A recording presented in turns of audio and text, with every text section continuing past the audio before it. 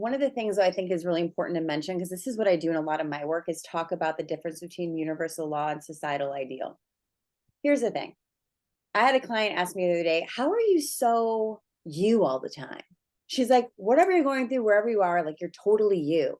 And I said, because I give zero power to society. Zero, actually. I look at myself as like a spiritual identity. We are all souls having a human experience.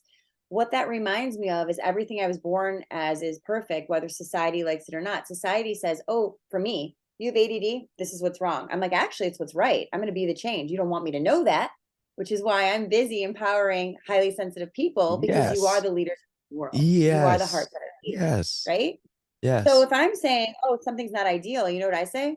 Fuck yeah. I don't want something that society says is ideal, because that's disempowering. Right. I want the authentic weird thing. I Right. want the thing. I had a client, which I think you'll totally relate to. She was like, well, Candace, beautiful people date beautiful people. And I go, she was, how am I ever supposed to do that? I go, what do you mean? So beauty is more worthy because society says that? Universe thinks you're all beautiful. Why are you still lined up with societal ideal? That's you not actually being authentic in your own heart. And she was like, Exactly. well, that's what they say. I'm like, great, because I live in a way that whatever they say, I probably do the opposite, unless it resonates with me.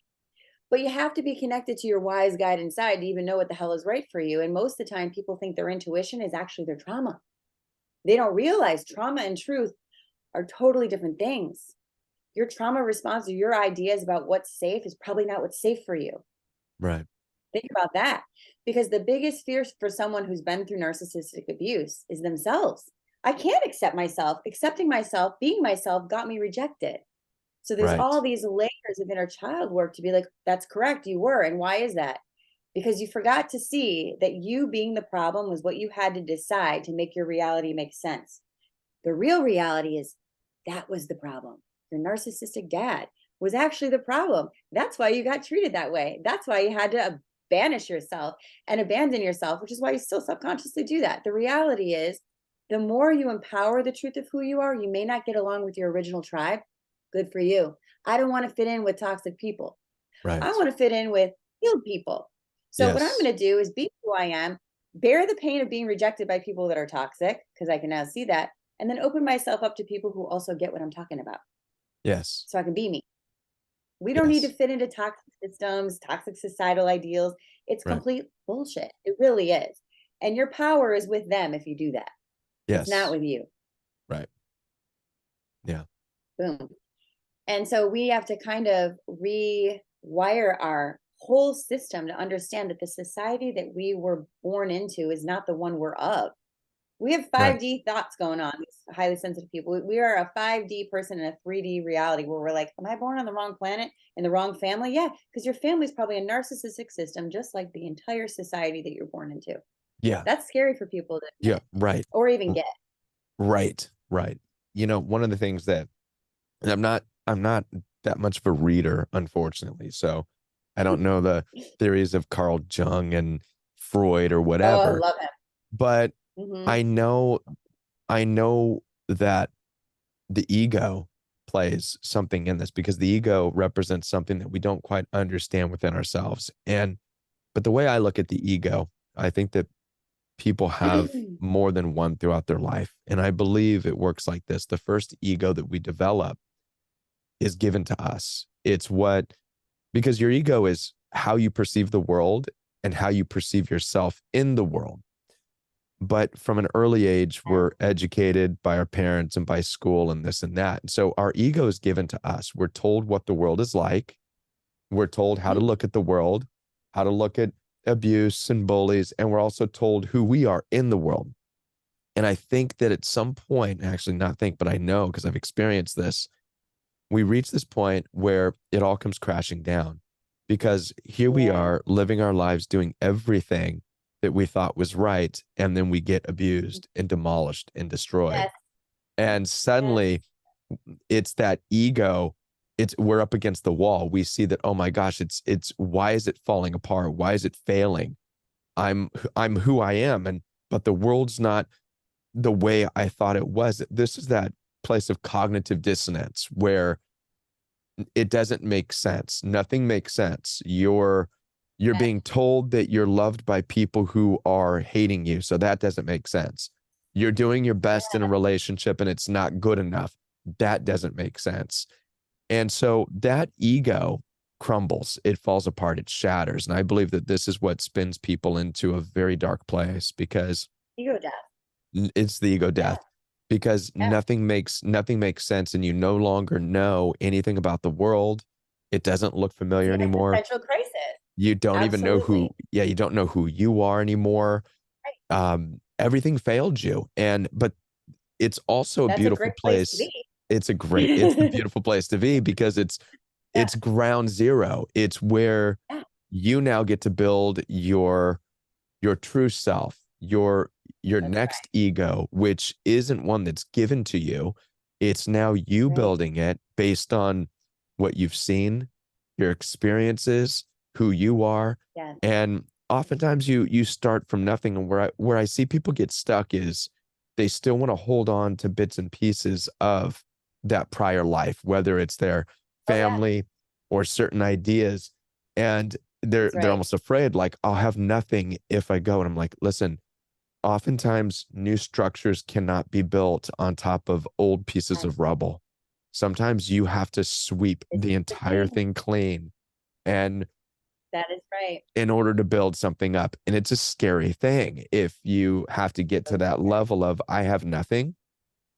It's very Yeah. difficult to see it. As you said, it's a beautiful place to be, but it's a scary place to be because again, I you can risk say losing that. everything. We can say that because we made it on the other side, right? But when Yes, you're in it, it's you're very like, difficult. oh, Yeah. I'm almost no name. But like they all say, if you lose yourself, that's when you'll find your true self. And I kind of want to go off what you just said about, I'll call it, I feel like I had an existential crisis on my 16th birthday when I was like, I know exactly who I am, but why is the world not reflecting that?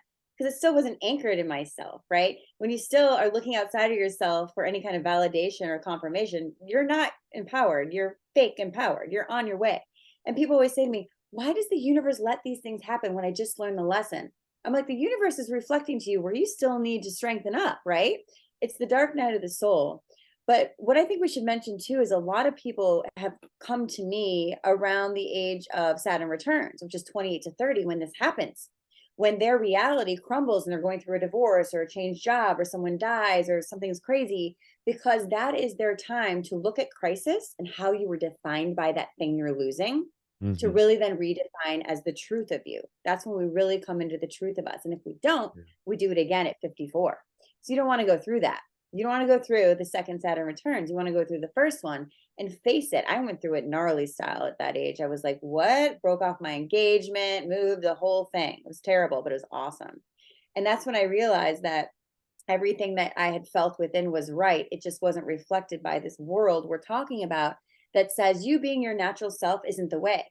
So we're all looking to what's right, what's right. And I always say, not what's right for you. And people come to me like, I don't even know what that means. Not right to your ideals you've decided are safe for you to stay in your ego, but the ideals that feel right for you, regardless of your ego. And I will just say, when I came into my authentic empowerment, I was like very, very slow to get rid of all those materialistic things that made me feel enough. But then my house had to burn down and my divorce and all this stuff had to happen for me to be like, oh, I really didn't think my worth was in those things. I thought I did, but I actually feel far more powerful Yeah. just being me and then rebuilding from Right. within. Right. That's the Yeah. change, My external or internal.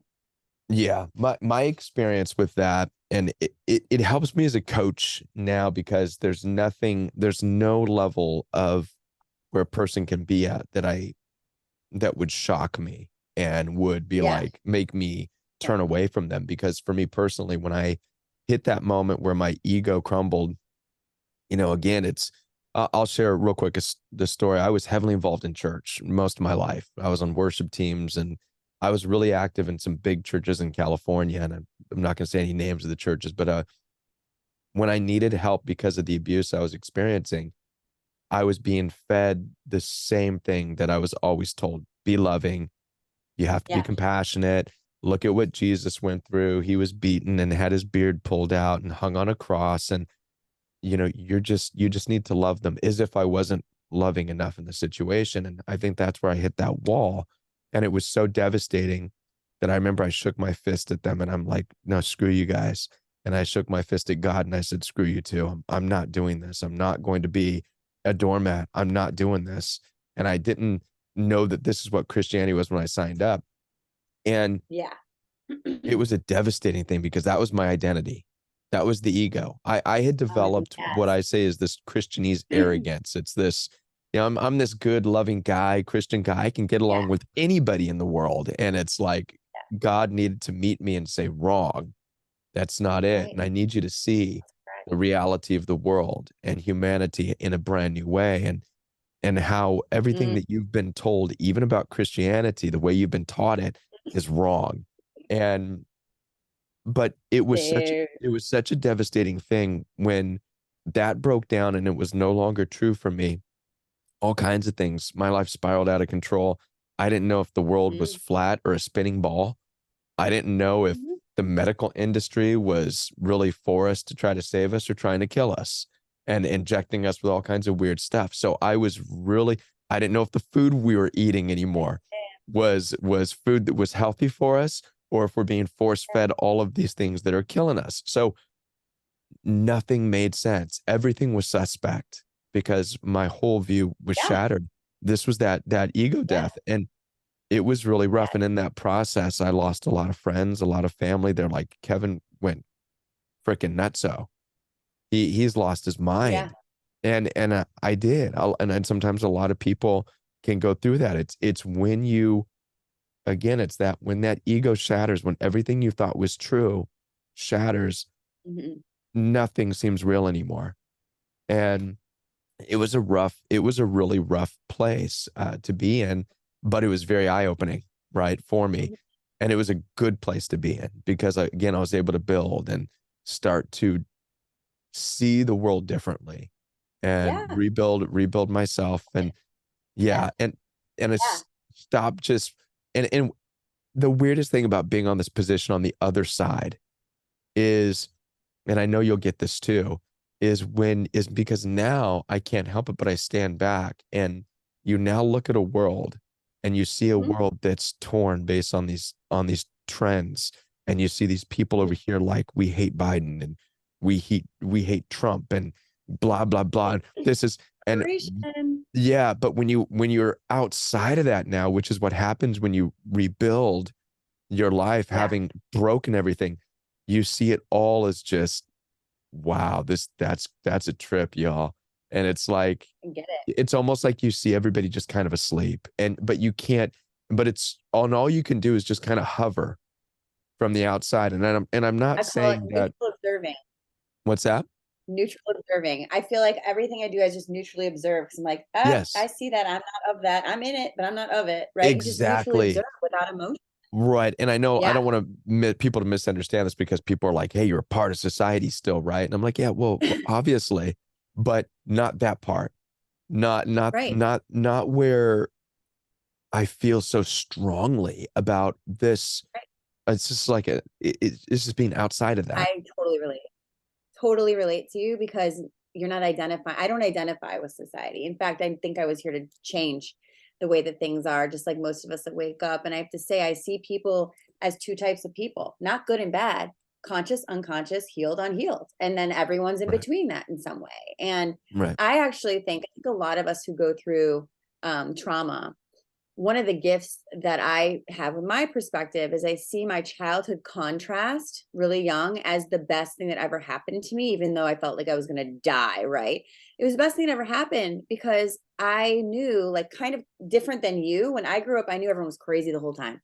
I knew I was going to be a spiritual teacher. I knew it. I was like, I don't know how to do that in society because I still thought I had to be validated by it. So that's why I started modeling and acting. I'm like, this is my validation. And then I woke up one day, I'm like, these people are crazy too. I don't want to be part of that. I want to just speak the truth for a living. And that's what I did because I was like, oh, the key is to not find where it fits in society, but actually do it outside of society, be the change, right? So we Mhm. can be in society, but I'm not of it. I don't work within it. I don't really let it have power over my decisions. I'm Right. cool to be different than the norm. It doesn't do anything because once you realize, oh, this whole thing is, I don't want to say crazy, but unenlightened. It's an emotionally Yeah. unenlightened. It's a dark age. It's an emotional dark age we live in. When you Right. can see what's going on, because you can clearly see what went on with you. You can clearly see, oh, my parent was this. It wasn't all me. We make it all us so we can make this make sense. It doesn't make sense. Once you realize this doesn't make sense, everybody who's in power is kind of crazy too. They all have their own wounds because we've coached so many people by now. We see everybody's got something. Then you're like, oh, there's nothing better or worse. It's just different. What do I choose?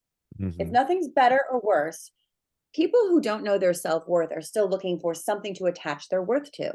So they Hmm. project their power outside of themselves. If I already know my worth, I'm like, there's nothing I can do or be in the world that'll make me more worthy. I already am.